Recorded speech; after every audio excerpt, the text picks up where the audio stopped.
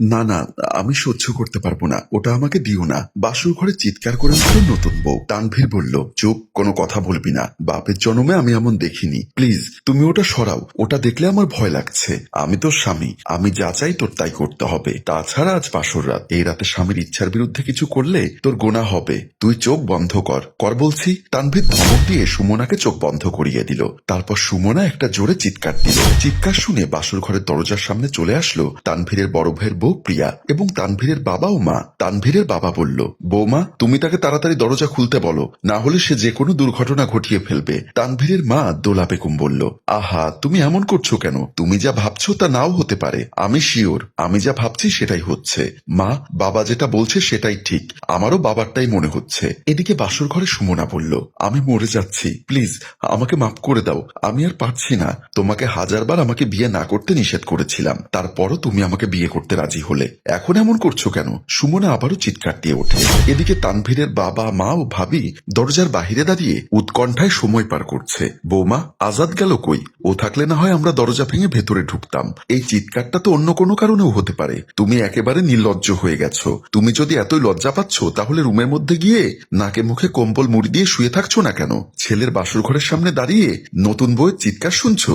বৌমা, তুমি ফোন দিয়ে দেখো তো আজাদ কতটুকু এসেছে। প্রিয়া হাতে থাকা মোবাইলে নাম্বার টিপতে লাগলো। এমন সময় কলিং বেলের শব্দ শোনা গেল।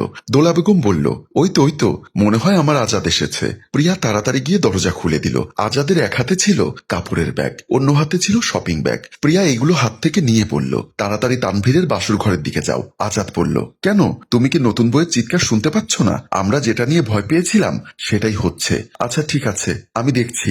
বলেই আজাদ বাসর ঘরের দিকে চলে আসলো। বাসর ঘরের দরজার সামনে আসতেই আজাদের বাবা বলল, তোর আসতে এত দেরি হলো কেন? তাড়াতাড়ি দরজা ভাঙ, না হলে হারামজাদা বউটাকে মেরে ফেলবে। দরজা ভাঙার আগে ওদেরকে একটু ইঙ্গিত দাও। বাসর ঘর বলে কথা, কে কোন অবস্থায় থাকে বলা তো যায় না। হোকলেস একটা মহিলাকে বিয়ে করলাম, আমরা আছি একটা নিয়ে আর সে আছে অন্য তালে। এই তুমি এখান থেকে যাবে? দুর্ঘটনা ঘটে গেলে তো আর আমি বাঁচাতে পারবো না। দেখি তোমরা দরজা ভাঙো। এমন সময় আজাদ বলল, মা, বাবা তোমরা একটু সাইড হয়ে দাঁড়াও, আমি ধাক্কা দিয়ে দরজা ভাঙছি। ওরা সাইডে যাওয়ার পরে আজাদ গায়ের ধাক্কা দিয়ে দরজা খুলে ফেলল।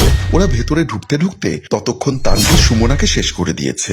সুমনার নিথর দেহ বাসর ঘরে পড়ে রইল। পাশে মেশিন হাতে তানভীর বসে রইল। তানভীরের মা এবং ভাবি দৌড়ে এসে সুমনার নিথর দেহর পাশে বসলো। তানভীরের বাবা বলল, তুই যাই বলেছিস তাই করে দেখিয়েছিস। তোর মতো কুলাঙ্গারকে জন্ম দিয়ে আমি কি ভুল করেছিলাম আল্লাহই জানে। তোমাদেরকে হাজারবার বলেছি আমি মনিকে ভালোবাসি, বিয়ে যদি করাতে হয় মনিকে করাও। তোমরা আমার কথা শুনলে না। আমার বিয়ে হয়ে যাচ্ছে শুনে আমার মনি নিজেকে শেষ করে দিয়েছে। তার রেখে যাওয়া চিঠিতে যদিও বা তার মৃত্যুর জন্য আমাকে দায়ী করেনি, কিন্তু আমার বিবেক প্রতিনিয়ত মনির কাছে প্রশ্নবিদ্ধ হচ্ছে। তাই আমি আমার নতুন বউকে বাসর ঘরে শেষ করে দিয়ে ফাঁসির আসামি হলাম। আমি বারবার তোমাকে বলেছিলাম বংশমর্যাদা আর আভিজাত্যের দম্ভে তুমি অন্ধ হয়ে গিয়েছিলে। সেদিন যদি তুমি এমনটি না করতে তাহলে আজ তানভীরের বাসর ঘরের গল্পটা অন্যরকম হতো। বাসর ঘরে সুমনার নিথর দেহের সামনে দাঁড়িয়ে তানভীরের বাবা মনে করতে লাগলো তার ভুলটা কোথায় ছিল। সেদিন তানভীরের বাবা এবং মা, ভাই ও ভাবি মিলে ড্রয়িং রুমে বসে ঘটকের মোবাইলে পাত্রীর ছবি দেখছিল।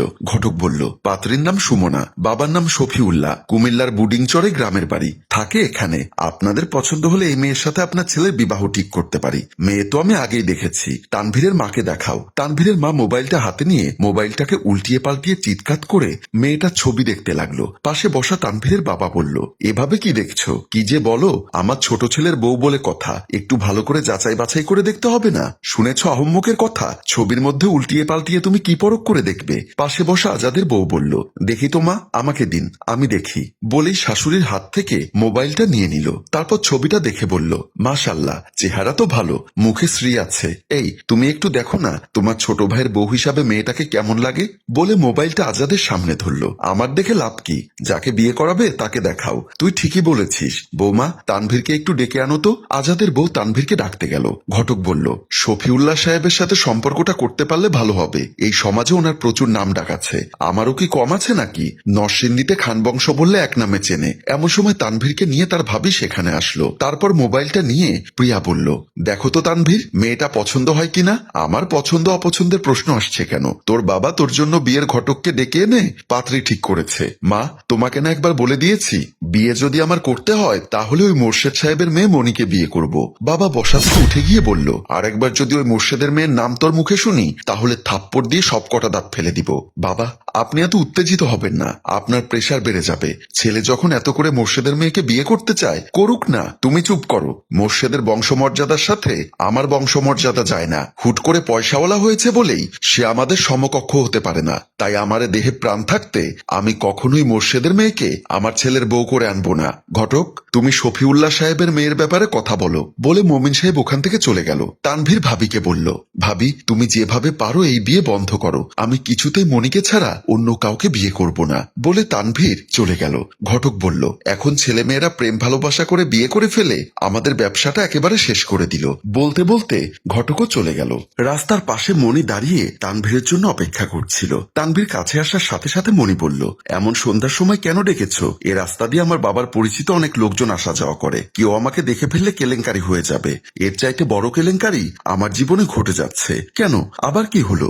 বাবা মা আমার জন্য অন্য জায়গায় বিয়ে ঠিক করে ফেলেছে। দেখো তানভীর, আমি তোমাকে ছাড়া কিছুই বুঝি না। তোমাকে ছাড়া আমি একটি মুহূর্ত কল্পনাও করতে পারি না। এখন কি করব সেটা সলিউশন দাও। যে মেয়েকে তোমার জন্য ঠিক করেছে, চলো না আমরা দুজন গিয়ে ওই মেয়েকে বুঝিয়ে বলি। প্রয়োজনে আমি ওর কাছে তোমাকে ভিক্ষা চাইবো। ঠিক আছে, তাহলে আমি ওই মেয়ের সাথে দেখা করার ব্যবস্থা করছি। এখন আসি। পরদিন একটা রেস্টুরেন্টে সুমনা বসে আছে। একটু পরে তানভীর আসলো, সাথে মনিও আছে। তানভীর বলল, আপনি নিশ্চয়ই সুমনা?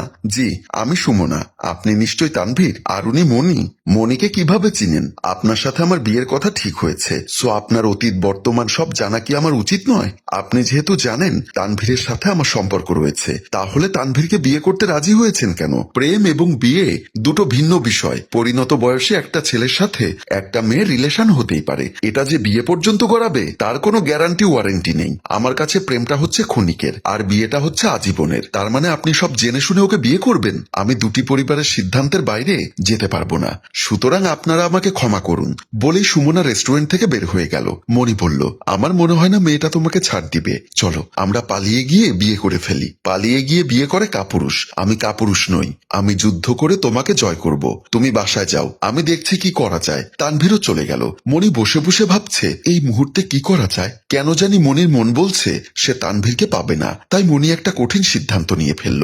সে চোখ মুছতে মুছতে রেস্টুরেন্ট থেকে বের হয়ে গেল। ওই ঘটনার ঠিক 3 দিন পরে একটা বেঞ্চের উপর শুয়ে তানভীরের মাথায় পানি ঢালছে প্রিয়া ভাবি। দোলা বেগম পাশে দাঁড়িয়ে বলছে, আল্লাহ তুমি আমার ছেলেকে ভালো করে দাও। বাবা তুই এমন পাগলামি করিস না, মেয়েটা করেছে, এখানে তোর বাবা বা আমাদের কোনো হাত নেই। না মা, আমার মনে হয় তোমাদের জন্য এই পৃথিবী থেকে চলে গেছে। আমার সাথে যদি মনিকে বিয়ে দিতে তাহলে সে কখনো আমাকে ছেড়ে যেত না। আমি এজন্য তোমাদের কাউকে ক্ষমা করব না।